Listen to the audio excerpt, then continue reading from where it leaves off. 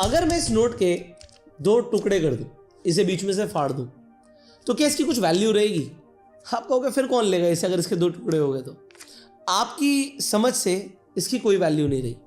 Similarly लोग trading के अंदर अपना कैपिटल का लॉस कर लेते हैं और फिर उन्हें लगता है कि यहां से लॉस रिकवरी पॉसिबल नहीं है। बट अगर मैं आपको बोलूं इस नोट के दो की जगह अगर 3 टुकड़े भी हो जाते हैं और आपके पास वो तीनों टुकड़े हैं, तो आप बैंक में जाके डिपॉजिट कर सकते हो। एक दिन में आप 20 नोट तक बैंक को दे सकते हो as per RBI norms. But अब कई सारे लोगों को ये पता नहीं होता और वो अफसोस मना रहे होते हैं। सिमिलरली इस वीडियो में जो मैं आपको बताने वाला हूं, कई सारे लोगों को ये चीजें पता ही नहीं होती कि लॉस को रिकवर कैसे किया जा सकता है। तो आप वीडियो को एंड तक देखिएगा, बिकॉज इस वीडियो के अंदर हम सारे स्टेप्स की बात करेंगे जिससे आप अपना loss as soon as possible recover कर सकते हैं। वेल, ये तो आप लोग जानते ही हैं कि ट्रेडिंग के अंदर सेबी ने भी डाटा निकाला हुआ है कि 10 में से 9 लोगों का नुकसान होता है। मतलब 90% लोग पैसा गंवाते हैं, बट 10% लोग मार्केट से कंसिस्टेंट इनकम कैसे जनरेट कर पा रहे हैं। वेल, उनमें और आप में क्या फ़र्क है? देखो, फ़र्क स्ट्रैटेजी का नहीं होता, फ़र्क होता है डिसिप्लिन का, रिस्क मैनेजमेंट का और सेल्फ अवेयरनेस का। देखो, एक इमेच्योर ट्रेडर होप पर ट्रेड करता है, लेकिन प्रोफेशनल ट्रेडर जो होता है वो ट्रैक करता है, ट्वीक करता है। वो ट्रेडिंग को गैम्बलिंग की तरह नहीं लेता, बिजनेस की तरह लेता है। देखो, एक्सपेंसेस जो बिजनेस में होते हैं वो आपके लॉस हो गए और जो आपको रेवेन्यू आता है बिजनेस में आपका प्रॉफिट हो गया। इस वीडियो के अंदर हम उन ट्रेडिंग के सीक्रेट्स के बारे में बात करने वाले हैं जो आपको अभी से फॉलो करना है अगर आप लॉस रिकवर करना चाहते हो। सबसे पहले हम बात करेंगे ट्रेडिंग जर्नल की, कि इसकी इंपॉर्टेंस क्या है और इसे मेंटेन करने का सही तरीका क्या है। फिर हम ड्रॉ डाउन की बात करेंगे और बात करेंगे ड्रॉ डाउन के पीछे मैथमेटिक्स की। फिर हम ट्रेडिंग साइकोलॉजी की बात करेंगे और 5 ऐसे इमोशनल ट्रैप्स जो आपको अवॉइड करने हैं। फिर हम रिस्क मैनेजमेंट की भी बात करेंगे इसी वीडियो में, कि आपको कैसे मार्केट के अंदर लॉन्ग टर्म के लिए सर्वाइव करना है। अगर आप एक प्रॉफिटेबल ट्रेडर बनना चाहते हैं तो ये वीडियो को एंड तक जरूर देखना। इस वीडियो का एक एक सेकेंड आपको लॉन्ग टर्म के लिए काम आने वाला है। आप नोट्स बना सकते हो और आप इस वीडियो को सेव करके भी रख सकते हो, डाउनलोड करके भी रख सकते हो यूट्यूब पर, सो दैट आप फ्यूचर रेफरेंस के लिए इसी वीडियो को देख पाए। अब सबसे पहले बात करते हैं ट्रेडिंग जर्नल की। देखो, आप किसी एथलीट को देखते हो, आपने कई सारी मूवीज देखी होंगी जहां पर लोग बॉक्सिंग के लिए प्रिपेयर कर रहे होते हैं, बट फाइट से पहले दूसरे बॉक्सर की देखते हैं कि वो किस तरीके से खेलता है। इनफैक्ट अपनी भी फुटेजेस बार बार देखते हैं कि मैं कहां गलती करता हूं। प्रोफेशनल ट्रेडर्स रियलाइज करते हैं कि उनको भी अपनी परफॉर्मेंस को ट्रैक करना उतना ही जरूरी है जितना किसी ओलंपिक एथलीट को। आप ब्लाइंड ट्रेडिंग नहीं कर सकते। देखो, जर्नलिंग आपको एक ऑनेस्ट फीडबैक देती है, आपके ब्लाइंड स्पॉट्स को आइडेंटिफाई कराती है और आपको एक शार्प एज देती है कि आप ट्रेडिंग के अंदर प्रॉफिटेबल हो पाए। अब जर्नलिंग में करना क्या होता है, इसमें इंक्लूड क्या करना होता है, इसे समझते हैं। एक ट्रेडिंग जर्नल सिर्फ प्रॉफिट लॉस स्टेटमेंट नहीं होती कि आपने डेट डाली, आपने आज का प्रॉफिट लिख दिया, आज का लॉस लिख दिया, ऐसा नहीं होता। जो ट्रेडिंग जर्नल होता है ना, इसके अंदर 5 इंपॉर्टेंट चीजें होती हैं, एक एक करके मैं आपको बता रहा हूं, नोट कर लेना। सबसे पहले आपको ट्रेड की डिटेल्स एंटर करनी है, जैसे आपने कौन से स्टॉक में एंट्री ली है, इंडेक्स का नाम क्या था, डेट क्या है, एंट्री प्राइस क्या है, पोजीशन साइज कितना बड़ा है, कितने शेयर्स में आपने ट्रेड लिया, स्टॉप लॉस आपने क्या रखा था। ये सारा डेटा आपके सेटअप के लिए फाउंडेशन है। अब हम सेटअप को भी समझ लेते हैं, ये हमारा सेकंड स्टेप है। आपने ट्रेड क्यों लिया? क्या ये ब्रेकआउट था, पुल बैक था, रिवर्सल था? बिना रीजन के ट्रेड करना आपको इंटरेस्टिंग लगता है बट ये प्रॉफिटेबल नहीं होता। तीसरा आपको समझना है कि मार्केट का कॉन्टेक्स्ट क्या है, ये भी आपको नोट करना है। ट्रेड लेते वक्त मार्केट का ओवरऑल ट्रेंड क्या था, क्या कोई न्यूज कैटलिस्ट थी, जैसे कि कोई फेड की मीटिंग्स हो या बजट हो या कोई अर्निंग्स आई हो। देखो, कॉन्टेक्स्ट ही डिसाइड करता है कि आपकी स्ट्रैटेजी फेल हुई है या मार्केट की कंडीशन ही अनफेवरेबल थी। मान लो आपने अपनी स्ट्रैटेजी के हिसाब से ट्रेड लिया, बट आज तो बजट था यार, तो बजट तो एक इवेंट है, बड़ा इवेंट है, तो उस दिन अगर आपकी स्ट्रैटेजी फेल हुई है तो ये एक बैड ट्रेड नहीं कहलाएगी। हाँ, बैड ट्रेड कब कहलाएगी कि अगर आपने सेटअप के अकॉर्डिंग ट्रेड ना ली हुई। फिर आपको लिखने हैं इमोशंस और एग्जीक्यूशन के बारे में। देखो, अब इसे आप कैसे रैंक करोगे इसे समझते हैं। ट्रेड लेते वक्त जब आपने ट्रेड लिया तो आपको कॉन्फिडेंस क्या था, इसे आप 1 to 10 के स्केल पे रेट कर सकते हो। क्या आपने रूल्स को फॉलो किया या फोमो के अंदर, मतलब फियर ऑफ मिसिंग आउट में एंट्री ले ली। अब कई सारे लोगों ने चांदी बढ़ रही है ले ली एंट्री, बट सेटअप नहीं था। और स्क्रीनशॉट संभाल के रखो, अगर आपने कोई बड़े प्रॉफिट या बड़े लॉस करे, क्योंकि हमारी जो मेमोरी होती है वो अनरिलायबल होती है, तो वो आपको बाद में काम आएंगे। इससे आपकी जर्नलिंग होगी। अब आपको जर्नलिंग के लिए क्या और समझना है, देखो इसके लिए कोई सॉफ्टवेयर नहीं चाहिए। आप गूगल शीट पे डेटा मेंटेन कर लो, आपको एक फिजिकल नोटबुक के अंदर डेटा मेंटेन करना वो कर लो, क्योंकि आपको देखना आप दिन में कितने ट्रेड्स ले रहे हो। बहुत ज़्यादा ले रहे हो तो गूगल से जाकर अमेजोन पर जाकर कोई ट्रेडिंग जर्नल खरीद लीजिएगा। देखो ये सिंपल से स्टेप्स आपको फॉलो करने हैं, और होगा क्या, इसमें 5 ही मिनट लगेंगे, बट 5 मिनट से आप देखोगे कि आपकी मिस्टेक्स का कोई पैटर्न बन रहा है क्या। तो उससे होगा क्या, अगर कोई पैटर्न बन रहा है तो आप फिर सेम मिस्टेक्स को रिपीट नहीं करोगे, और यहां से आपकी प्रॉफिटेबिलिटी की जर्नी शुरू होगी। अब जो मैं बताने वाला हूं वो है मैथमेटिक्स, जिससे आप ड्रॉडाउन और एसिमेट्रिक रिकवरी के बारे में समझेंगे। देखो ट्रेडिंग के अंदर सबसे खतरनाक कॉन्सेप्ट है ड्रॉडाउन। अब ड्रॉडाउन का मतलब क्या होता है इसे समझते हैं। आप प्रॉफिट कर रहे थे, आपने 1 लाख का प्रॉफिट कर लिया। अब 1 लाख से आप आ गए 80,000 पर, तो ये 20,000 क्या हुआ, ये जो हाई से लो तक की गिरावट है, ये आपका ड्रॉडाउन था। अब ड्रॉडाउन की मैथमेटिक्स जो होती है ये लीनियर नहीं होती, ये नॉन लीनियर होती है। इसका मतलब क्या है, देखो इसका मतलब ये है कि जितना बड़ा आप लॉस करेंगे उसे रिकवर करने में डिस्प्रपोर्शनेटली उतना ही टाइम लगेगा, उतना ही वो मुश्किल हो जाएगा। और इसे ही ट्रेडिंग साइकोलॉजी के अंदर एसिमेट्रिक रिकवरी कहते हैं। देखो अब मैं आपको समझाने वाला हूं एक डेंजरस परसेंटेज टेबल। इसे मैंने पहले भी मैथमेटिक्स ऑफ स्टॉक मार्केट में बताया था, और अगर आपने वो वीडियो नहीं देखी तो आई बटन पे लिंक है, आप लोग जाकर देख सकते हैं। अभी समझिए मैं क्या बताना चाहता हूं। अगर आपने 10% का लॉस किया तो ब्रेक इवन पर आने के लिए आपको 11.1% के गेन्स चाहिए। नहीं समझ आया, कोई बात नहीं, दोबारा समझो। 20% का अगर आपने लॉस किया, 1 लाख से 80,000 आ गए, तो वापस 1 लाख जाने के लिए 25% के गेन चाहिए। नहीं समझ आया, दोबारा समझाता हूं। अगर 50% का लॉस हुआ तो अब 100% के गेन्स चाहिए। मतलब अगर आपने 1 लाख से 50% का लॉस, मतलब आपकी कैपिटल 50,000 रह गई, तो 50,000 से 1 लाख आने पर यह 100% का गेन होता है। और अगर आपने 90% का अकाउंट ब्लोन अप कर लिया तो मैथमेटिक्स कहती है भाई आपको 1000% की रिटर्न चाहिए, जो कि प्रैक्टिकली इम्पॉसिबल है। दोबारा से एक एग्जांपल देता हूं, दोबारा समझो। मान लेते हैं आपके पास 1 लाख रुपए थे, 1 लाख रुपए में से 50% का लॉस हुआ, कितने बचे, 50,000 बचे। सो 50,000 से वापस आपको 1 लाख पर जाना है। आपको वापस होता है ना यार, बस एक बार पैसे वापस आ जाए जो लगाए थे, मैं ट्रेडिंग ही छोड़ दूंगा। तो आप क्या कह रहे हो, आप अपने पैसे को डबल करने जा रहे हो। तो ये कैपिटल प्रिजर्वेशन नहीं है, ये आपको पहले समझना है कि आपको कैपिटल को प्रिजर्व करने से करके रखना है आपको ट्रेडिंग में सक्सेस के लिए।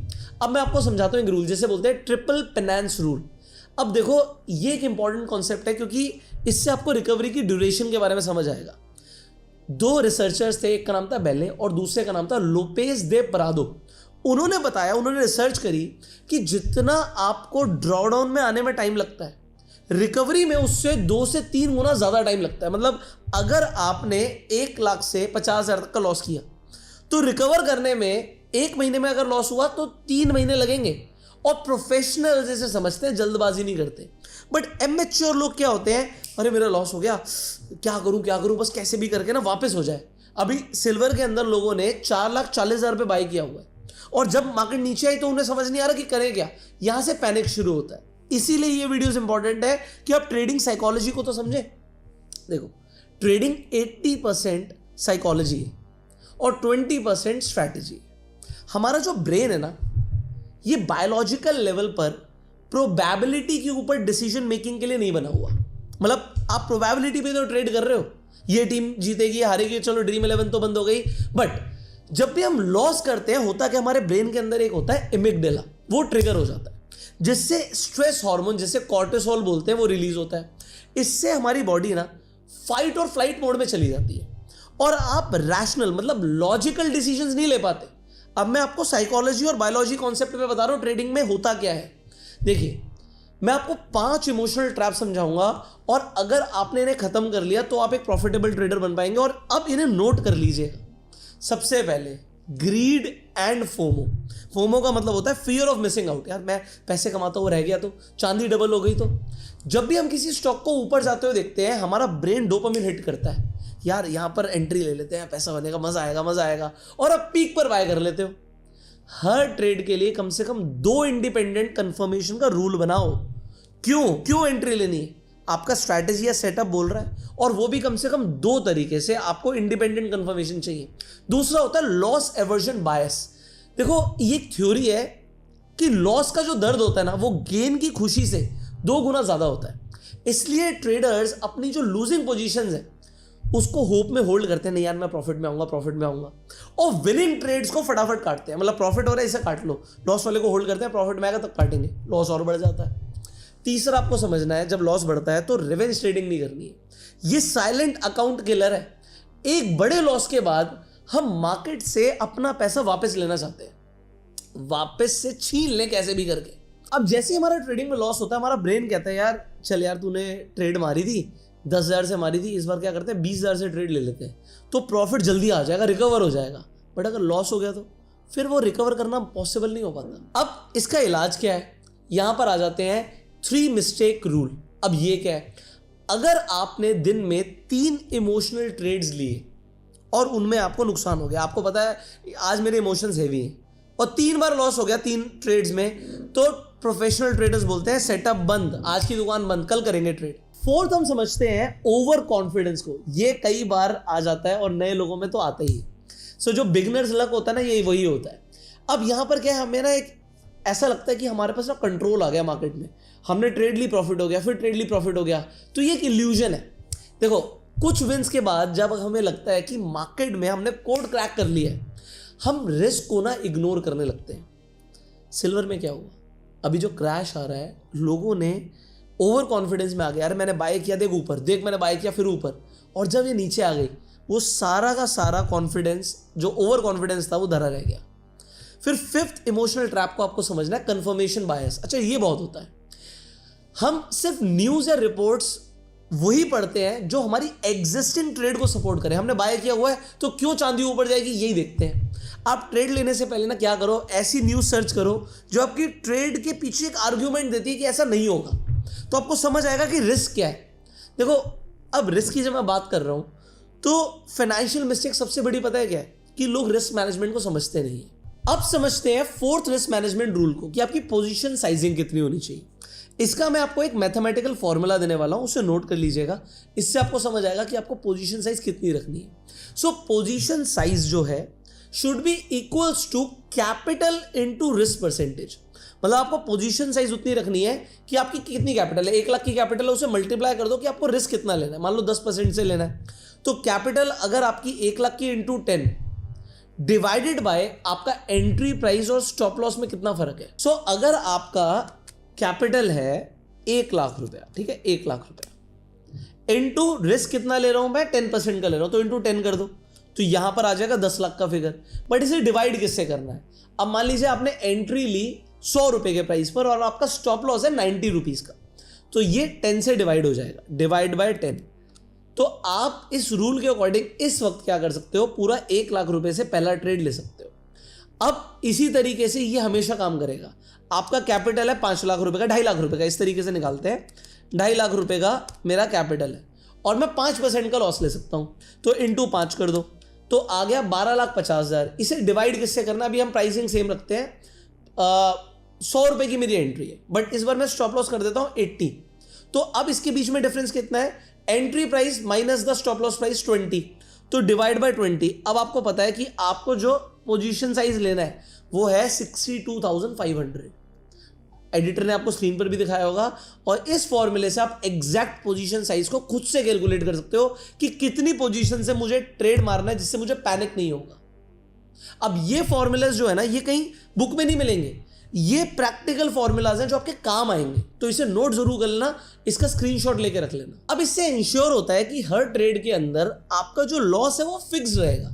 अब चाहे वॉलेटिलिटी कितनी भी हो, आप बजट डे पे ट्रेड करो, फेड की मीटिंग पे ट्रेड करो, या किसी भी दिन पे ट्रेड करो, यू ऑलरेडी नो कि मुझे लॉस कितना देना है। 5th पॉइंट को हम समझते हैं रिस्क टू रिवॉर्ड रेशियो। हमेशा ऐसे ट्रेड्स लो जिसमें पोटेंशियल प्रॉफिट लॉस से कम से कम 3 गुना हो, जैसे हम 1:3 का रेशियो कहते हैं। अगर आपका विन रेट 40 से 50% भी है, तब भी अगर आपने 1:2 या 1:3 का रिस्क रिवॉर्ड रेशियो मेंटेन किया हुआ है, तो आप लॉन्ग टर्म में प्रॉफिटेबल रहेंगे। फिर हम चलते हैं थोड़ा स्मार्ट और एडवांस स्ट्रैटेजी पर, जिसे हम बोलेंगे एडेप्टिव रिकवरी एंड ऑडिटिंग। अब ये क्या चीज है? जब आप ड्रॉ डाउन में होते हैं, मतलब प्रॉफिट हुआ था, अब लॉस हो गया, तो आपको ऑफेंसिव मोड से हटकर डिफेंसिव मोड में आना है। अब हो सकता है आपको समझना है मैं क्या बोलना चाहता हूं, पर जिनका लॉस हुआ है वो समझ पाएंगे। अब देखिए, इस एडेप्टिव रिकवरी सिस्टम के अंदर आपको कुछ चीजें खुद पहचाननी है। सबसे पहले आपको देखना है कि जो मेरा लॉस हुआ ये मेरी स्ट्रैटेजी की वजह से हुआ या फिर कुछ इवेंट हुआ है, ये आपको समझना है। अगर आप ड्रॉडाउन के अंदर है तो अब आपको एक्सपोजर कम करना है। आप जितनी साइज से ट्रेड ले रहे थे, लॉस में आने के बाद आप उस साइज को आधा कर दो, 1/4 कर दो, चलेगा, बढ़ाना मत। फिर ऑडिट करना है अपने जर्नल को। मैंने जर्नलिंग आपको सिखाई है, तो आपको देखना है कि गुड लॉसेस हो रहे हैं या बैड लॉसेस हो रहे हैं। गुड लॉसेस मतलब स्ट्रैटेजी को फॉलो करते हुए जो लॉस हुआ है वो गुड है, और जो रूल्स को ब्रेक करके लॉस हुआ है वो आपका बैड लॉस है।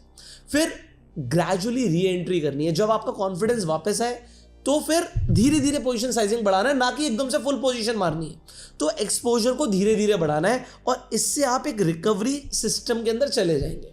अब देखो, अपने ट्रेडिंग जर्नल की एनालिसिस लगातार करनी है, हर हफ्ते, इनफैक्ट महीने के अंदर एक बार तो जरूर देखो।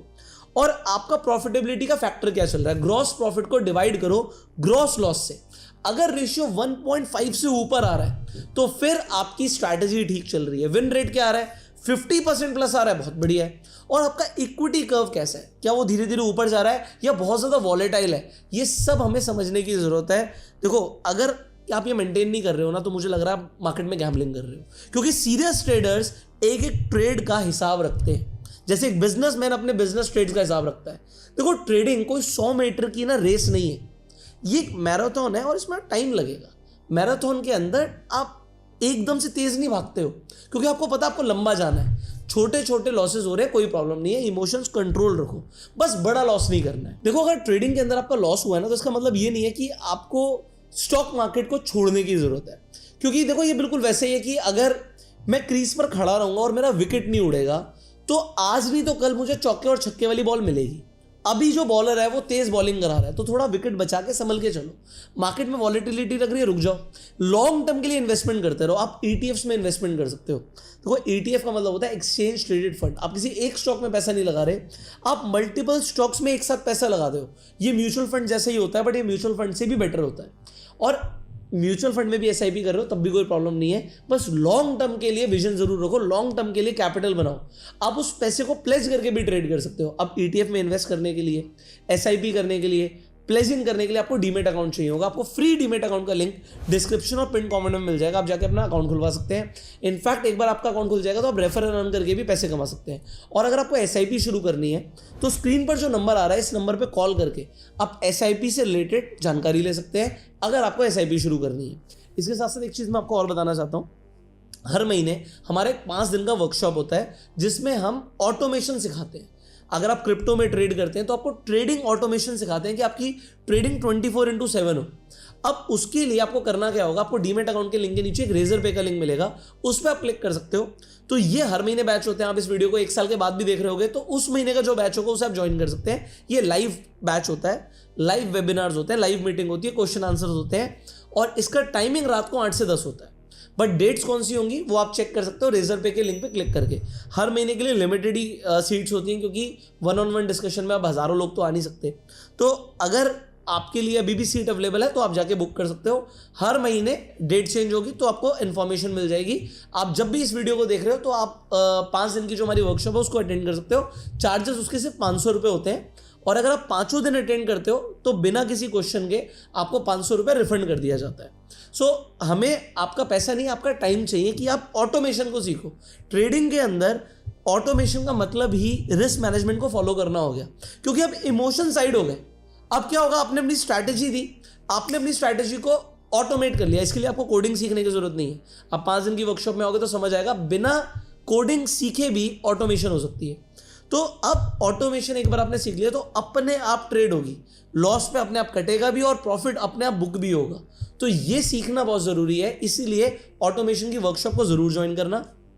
फाइनली इस वीडियो को आप शेयर करो जिससे लोगों को समझ आए कि किस तरीके से वो इफेक्टिवली लॉस को रिकवर कर सकते हैं और अपने आने वाले टाइम के लिए लॉस को प्रिवेंट कर सकते हैं। मैं आपको एक बार शॉर्ट में समराइज करा देता हूं कि आज हमने क्या क्या सीखा। सबसे पहले तो हमने ये सीखा कि ट्रेडिंग जर्नल को मेंटेन करना कितना ज़रूरी है और ये आपका एक रोड मैप दिखाता है, जैसे एक एथलीट अपनी परफॉर्मेंस को देखता है। ड्रॉडाउन के मैथमेटिक्स को भी आज हमने समझा है कि कैपिटल प्रिवेंशन को प्रायोरिटी देना कितना ज़रूरी है। फिर हमने साइकोलॉजिकल ट्रैप्स को समझा, जैसे फोमो और रिवेंज ट्रेडिंग को कैसे पहचानना है और उससे कैसे बचना है। फिर हमने 1% रूल और स्टॉप लॉस को आप कभी ना भूलें, इसके ऊपर अलग से मैंने प्रेशर दिया कि आपको समझ आए कि लॉस कितना लेना है। देखो, याद आपको ये रखना है कि आपका जो ट्रेडिंग अकाउंट है आपका माइंडसेट का रिफ्लेक्शन होता है वो। अगर आपका माइंड डिसिप्लिन्ड है तो आपका अकाउंट भी ग्रो करेगा, और अगर आपका जो माइंड है ना वो पजल्ड है तो फिर मार्केट आपको ब्लोन अप कर देगा। अगर आपको ये वीडियो वैल्यूएबल लगा ना तो आपके जितने भी फ्रेंड्स हैं जो ट्रेडिंग करते हैं उनके साथ इसे जरूर शेयर करना। फाइनली अगर आपको ट्रेडिंग से रिलेटेड और वीडियोस चाहिए तो कमेंट में लिखिएगा ट्रेडिंग, और मुझे समझ आ जाएगा कि आपको ट्रेडिंग के ऊपर और वीडियोस चाहिए। फाइनली इस वीडियो को शेयर कीजिए, subscribe the channel, click on the bell icon. You go self made and जय हिंद।